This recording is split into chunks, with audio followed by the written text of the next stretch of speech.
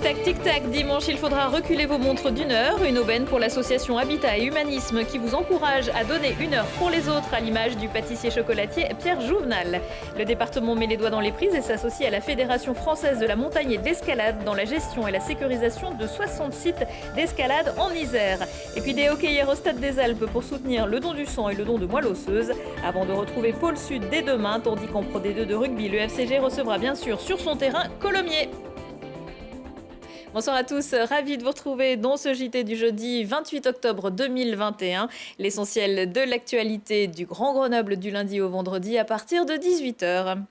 Parce qu'il existerait 3300 logements vides dans la métropole grenobloise, dont 1500 à Grenoble. La collectivité associée à l'État et au département de l'Isère ont voulu, à quelques jours de la trêve hivernale, remettre un coup de projecteur sur le dispositif Louer plus facile, qui vise à convertir les biens en logements sociaux. En échange de loyers plafonnés, les propriétaires bénéficient d'importants avantages. Une bonne idée aussi pour les communes déficitaires en logements sociaux sans avoir à construire.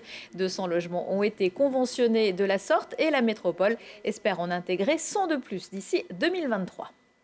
Oui, plus facile, c'est un projet qui vise justement à capter du logement privé et à le conventionner en logement social. Et donc c'est démarcher les propriétaires privés pour leur dire en fait, si vous conventionnez avec nous, vous obtenez un certain nombre d'avantages. Et donc du coup, nous, ça nous permet de reconstituer du parc social dans le diffus, afin justement de proposer à des personnes pour qui le logement social classique en fait, n'est pas accessible, d'avoir et d'obtenir un logement très rapidement. Pour les locataires, l'avantage principal, c'est que du coup, ils accèdent directement au logement. Donc ça, c'est un avantage avec un accompagnement social et avec un suivi. Et l'objectif pour les propriétaires, en fait, c'est que du coup, ils peuvent mobiliser un certain nombre d'aides financières immédiates, mais aussi défiscaliser leurs biens à hauteur de 85%. Donc c'est un dispositif pour nous qui est innovant et ça va permettre d'atteindre un objectif de 300 logements donc d'ici 2023. Il y en a déjà eu 200 logements qui ont été déjà financés. Et nous, le département, on est là vraiment dans un rôle d'accompagnement. Donc bien sûr, il y a des sommes d'argent, il y a un budget qu'on soutient justement ces actions. Voilà. Et c'est aussi pour lutter contre le mal logement. Donc c'est important à la fois de pouvoir répondre à tous ces objectifs. Plus d'informations auprès d'un toit pour tous ou sur le site de la métro. Et pour aider les ménages les plus précaires, la métropole renouvelle également le versement d'une allocation sociale d'accès à l'eau. Cela concerne 9 461 ménages qui, depuis le 15 octobre, ont ou vont bénéficier d'une somme de 70 € en moyenne.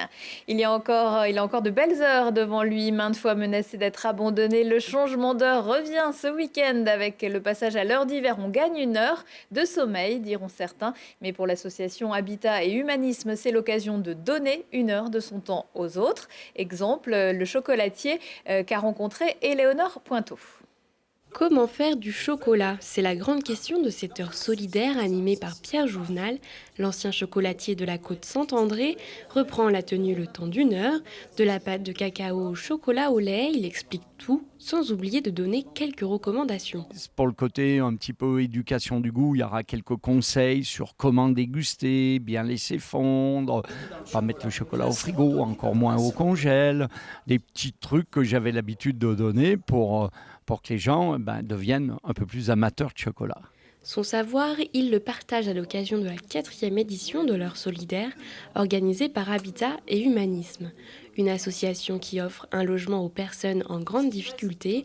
Son objectif, c'est celui d'utiliser une heure, celle qui disparaît pendant le passage à l'heure d'hiver, afin de l'offrir à tous. Ça nous permet vraiment d'entrer en relation avec des personnes que nous n'aurions peut-être pas l'habitude de rencontrer. Et je crois que c'est absolument fondamental, dans les jours que nous vivons aujourd'hui, pouvoir se dire, eh bien oui, je vais à la rencontre de personnes que je n'aurais peut-être pas rencontrées habituellement. Après avoir parlé de chocolat, la dégustation de petits plaisirs est indispensable. Chocolat noir, au lait ou blanc, chacun a son préféré. Les participants de l'atelier repartent avec des informations plein la tête, que l'on trouve de la caféine dans le chocolat ou encore qu'il est préférable d'en manger le matin. Super, avec beaucoup de personnes qui s'y intéressent et puis il y a beaucoup d'explications on comprend concrètement toutes les choses. C'est intéressant de savoir comment ils font le chocolat et comment comment ils le travaillent. Pendant cette semaine de l'heure solidaire, Habitat et Humanisme mène une éco-collecte dans une grande enseigne de bricolage au profit des personnes qu'elle loge. L'association recherche toujours des bénévoles et plus particulièrement des bénévoles bricoleurs pour remettre en état les logements. Créé en 1998 à Grenoble, Habitat et Humanisme dispose de 130 logements, dont 2 pensions de famille. Vous seriez 70 000 à pratiquer l'escalade en Isère, la grande majorité sans licence de la FFME qui gère pourtant les sites, enfin qui gérait, puisque le département, au titre de son code des sports, a décidé de prendre en partie le relais. C'est au pied de la falaise de Rocheplaine à Saint-Égrève, bien connue des grimpeurs, que l'annonce a été officialisée. Arthur Glory. L'Aubiou, la dalle de Chantelouve, le Mont-Aiguille, l'Isère regorge de sites rêvés pour les grimpeurs, pourvus de pratiquer en toute sécurité sur les voies naturelles. Jusqu'ici, c'était la Fédération française des montagnes et de l'escalade qui avait la charge de l'aménagement et de la sécurisation des falaises. Sauf que la petite fédération ne représente que 110 000 licenciés, alors que près d'1,5 million de Français pratiquent l'escalade. Il n'y a pas de raison que la fédération, 5-10% des pratiquants des falaises, assure elle, au niveau assurance, la responsabilité des falaises. Donc ça nous est semblé une anomalie. Donc on travaille à restituer cette responsabilité aux collectivités, ce qui est le cas pour les sentiers de randonnée, les itinéraires de VTT, les sentiers d'équitation. Ce ne sont pas les fédérations qui assument la responsabilité de ces itinéraires. Mais nous, pour des raisons historiques, et j'en suis fier de ce passé, j'en suis très fier. Mais aujourd'hui, il faut remettre les choses dans l'ordre. Alors le département de l'Isère s'engage désormais à assumer cette charge. Et une autre question d'ordre juridique suscitait le débat. Depuis un éboulement en 2010 où 2 personnes avaient été grièvement blessées dans les Pyrénées-Orientales, la responsabilité posait question. Dorénavant, en Isère, que le propriétaire de la falaise soit public ou privé, c'est le département qui endosse cette responsabilité, affirmant ainsi son soutien aux côtés des pratiquants au sport de montagne. Pour nous, il y a 2 aspects. Sur le premier aspect, le partenariat avec la FFME, pour les accompagner à sécuriser les voies, bien sûr, il y a un accompagnement financier d'à peu près 30 000 € parce qu'il faut acheter du matériel. Et puis, pour ce qui concerne la deuxième partie, c'est-à-dire la sécurisation juridique des accès, eh bien, c'est un investissement technique de la part des personnels du département. La reprise du conventionnement pérennise aussi certains sites d'escalade complètement délaissés. Piton, split et chaînes d'attache vont alors continuer de peupler nos falaises. 20 sites ont déjà été repris par le département au cours de cette année. 30 à 40 autres supplémentaires seront concernés dans les prochaines années. Soyez sport, donnez votre sang. L'EFS Auvergne-Rhône-Alpes rappelle que la mobilisation pour le don du sang doit rester constante, encore plus en cette période d'octobre rose. Les stocks ne se portent pas très bien, alors mercredi, l'EFS a sollicité l'aide du monde sportif, FCG, GF38 et Brûleurs de Loups, avec une collecte organisée dans l'enceinte du Stade des Alpes. Une après-midi pour sensibiliser également au don de moelle osseuse. Le don de moelle osseuse permet de guérir, de soigner un certain nombre de personnes qui ont des maladies graves, comme les leucémies, donc des cancers du sang, ou des maladies congénitales chez les enfants. Régulièrement, il y a des enfants qui, malheureusement, décèdent parce qu'on n'a pas trouvé donneur compatible. Ce qu'il faut savoir que depuis le 1er janvier, maintenant, on peut s'inscrire sur le registre des donneurs jusqu'à 35 ans maximum. Et l'objectif, c'est d'augmenter ce nombre de donneurs, de compatibilité, parce qu'on n'a que 300 000 donneurs inscrits sur le registre de donneurs de moelle osseuse en France. Et il faut savoir que dans une famille, entre frères et sœurs, la compatibilité au niveau de la moelle osseuse, c'est 1 sur 4.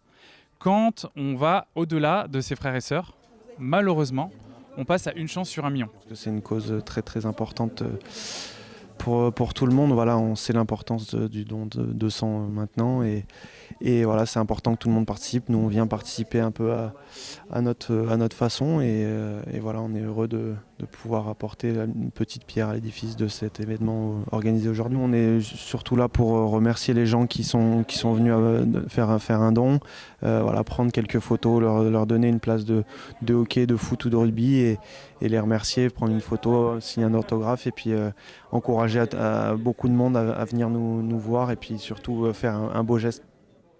Et si les sportifs n'ont pas relevé leurs manches, c'est qu'ils avaient de bonnes raisons. Il faut attendre entre 24 heures et 48 heures après le don pour reconstituer le volume plasmatique. Et dans les jours qui suivent le don, vous pouvez noter une fatigue relative au moment de fournir des efforts physiques. Ce n'était donc pas l'idéal, alors que plusieurs rencontres ont lieu ce week-end. L'agenda sport, c'est avec Arthur Glory. Amis fans de sport grenoblois, le week-end qui arrive sera l'occasion de voir différents événements. Pour bien commencer, il y aura du rugby avec le FCG qui retourne au Stade des Alpes. Après avoir ramené un match nul 21 partout à Nevers, les Grenoblois vont recevoir Colomiers, 3e de Pro D2. Les hommes de Fabien Gengenbacher sont 10e et restent sur une défaite et un match nul. Ce sera alors un match relevé, coup d'envoi, vendredi à 20h45. Il y aura aussi du sport mécanique sur les routes iséroises avec la 16e édition du Rallye de la Noix. Il se disputera les 29 et 30 octobre autour de Châtes. Il représente 288 km et 9 épreuves spéciales dans lesquelles ces bolides lancés à pleine vitesse vont faire le spectacle. Pour ne rien rater, le départ est prévu samedi à 8h48. Enfin, pour finir ce week-end sport, vous pourrez vous rendre à la patinoire Pôle Sud où les Brûleurs de Loups recevront Briançon. Les Brûleurs survolent la Ligue Magnus en ce moment alors que Briançon est 10e. Après être allé gagner 5-2 à Mulhouse, les Grenoblois continuent leur balade. Rendez-vous dimanche à 15h sur la glace pour, on espère, une nouvelle démonstration. Sans oublier les rencontres nationales du monocycle sportif Toussaint Mono qui auront lieu du 29 octobre au 1er novembre à Grenoble, à la Halle Clémenceau, au gymnase du Centre sportif universitaire, sur les berges de l'Isère et dans le parc des Vouillons. Un petit peu de culture pour terminer pour les enfants et les grands en vacances. Le théâtre Sainte-Marie-d'en-Bas de Grenoble accueille vendredi après-midi pour 2 séances le pianiste François Rollin. Lors de ce ciné-concert, il improvisera sur une dizaine de courts films d'animation datant de 1920 à 2013, un spectacle qui met en lumière et en musique la grande diversité et l'inventivité du film d'animation drôle, inquiétant, poétique ou franchement burlesque. Retour de l'actu à 19h, 21h et 23h et en replay sur télégrenoble.net. Je vous souhaite à tous une excellente soirée.